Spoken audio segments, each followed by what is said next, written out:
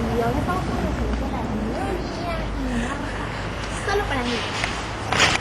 Buenos días, hoy en esta sección de Descubre Pequeños Documentales, las grandes verdades del mundo, vamos a hablar sobre un tema fundamental, la matemática en el Antiguo Egipto.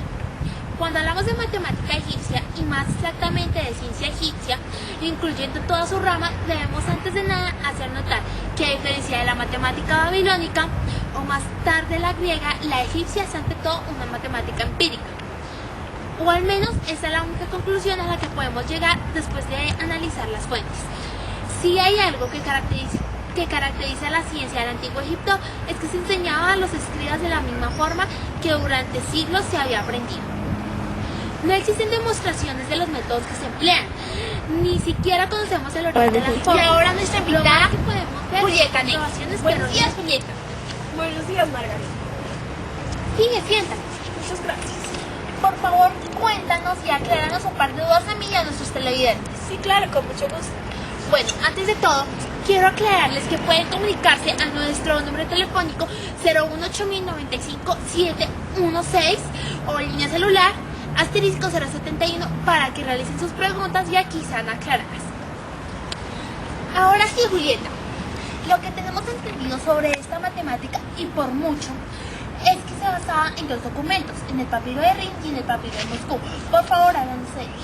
Sí, claro, tienes toda la razón. El papiro de Moscú en este momento se encuentra en la ciudad de Moscú. El papiro de Rin se encuentra en el Museo Británico de Londres.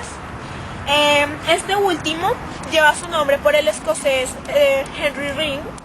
Estos estaban compuestos por unos problemas con su respectiva resolución.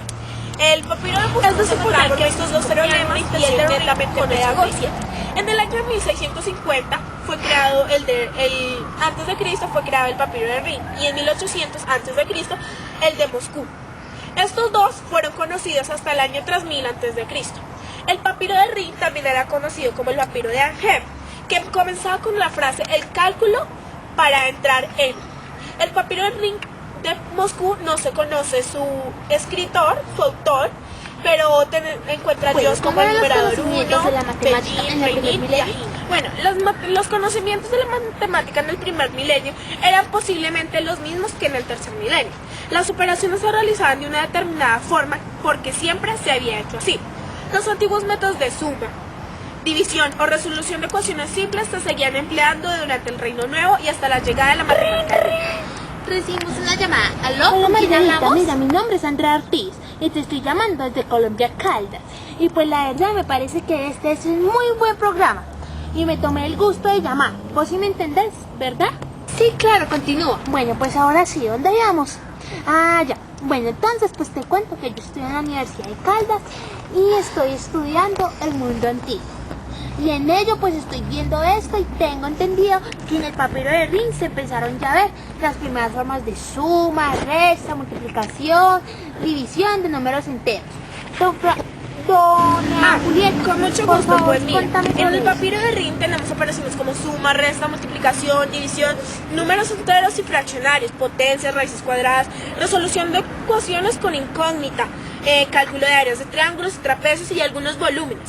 Los métodos usaban tal y como durante las generaciones se han aprendido. Existe una fórmula para el cálculo de ciertas áreas o volúmenes igual a la que tenían el método para sumar o restar. Pero esta fórmula cometía algunos errores con precisión hace 1000 años y nadie se debió molestar en encontrar una más precisa. ¿Y por qué? ¿Quiere esto decir que la fórmula era lo bastante exacta para las Pues mediciones cuéntame por cotidianas? favor si eso quiere decir que la fórmula Si era lo consideramos bastante un exacta para radio las de mediciones 100, cotidianas. obtendríamos un valor de superficie 7900,123. Esto nos daría un valor de pi de 3,160492. Ve, doña Julieta, contame qué es pi. Pi es un número irracional con un valor, considerado los primeros 7 decimales de 3.1415926. El valor obtenido por los egipcios es realmente cercano. El error cometido es aproximadamente 2 centésimas, 3,16. ¿Quiere esto decir que los Yo egipcios sinceramente conocían el creo que número no. No tenemos constancia de que conociesen este valor de 3,1605, sino simplemente un método que empleaban para calcular la superficie del círculo, que como veremos se basaba en una aproximación a ya superficies más veo. sencillas. Y doña Julieta, usted que sabe harto, ¿A cuánto corresponde actualmente el valor de pi?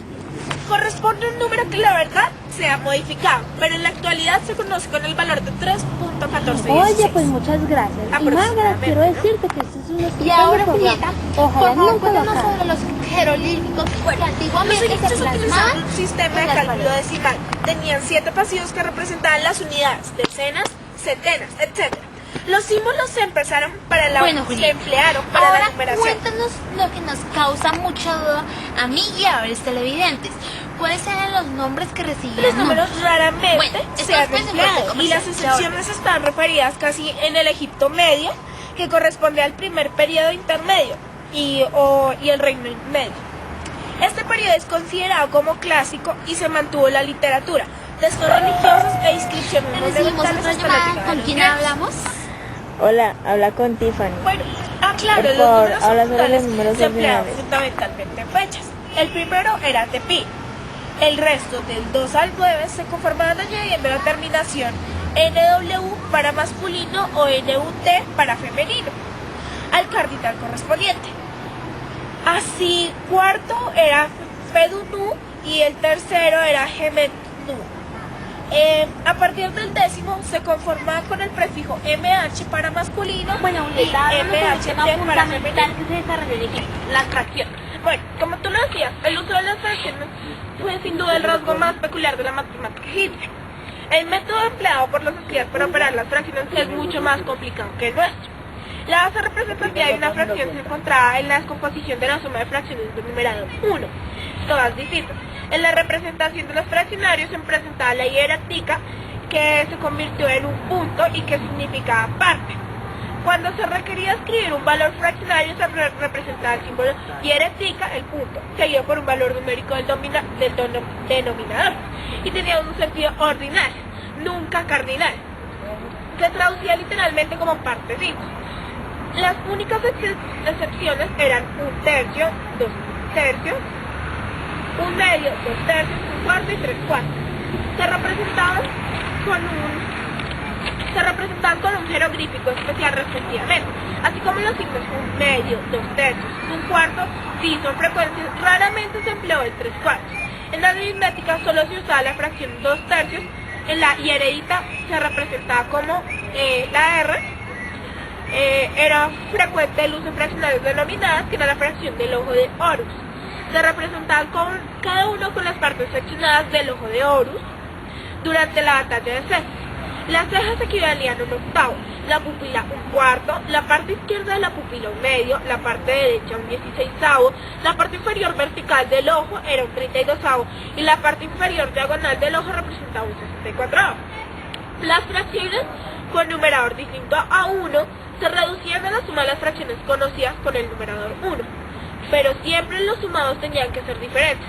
Así James, con el papiro de Riz, escribe 2 quintos como un tercio más un quinceavo, y nunca se podría expresar un quinto más un quinto. La expresión 2 quintos no tenía sentido en el pensamiento egipcio. Bueno, Julieta, muchas gracias. Y todos ustedes recuerden, que mañana puntuales a las 5 de la tarde. Chao, y esto fue todo en el mundo de Egipto antiguo.